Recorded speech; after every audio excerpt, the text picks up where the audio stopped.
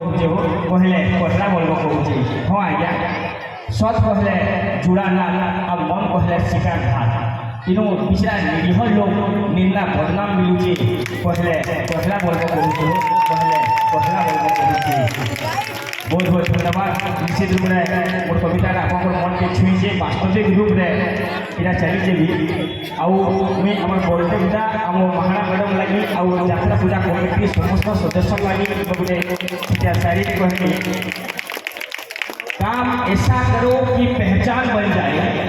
काम ऐसा करो कि पहचान बन जाए हर कदम ऐसे चलो कि निशान बन जाए जिंदगी तो यहाँ हर कोई काट लेता है जिंदगी जो इस कदर एक निशान बन जाए जिंदगी जीना आसान नहीं होता बिना संघर्ष से कोई महान नहीं होता जब तक ना पड़े हथौड़ी के चोट अरे पत्थर भी भगवान नहीं होता बहुत बहुत धन्यवाद जय माँ दुर्गा जय जब तक ना पड़े हथौड़ी के चोट पत्थर भी भगवान नहीं होता जल्दी हमें पत्थर बोलो वो भगवान कौन सा भगवान जो भी हो जो देवी रावण दरबार का रावण दरबार कौन है वो भगवान रावण महाराज नहीं महाराज का भगवान कौन है जय शिव शंभू वही बोलो ससम बना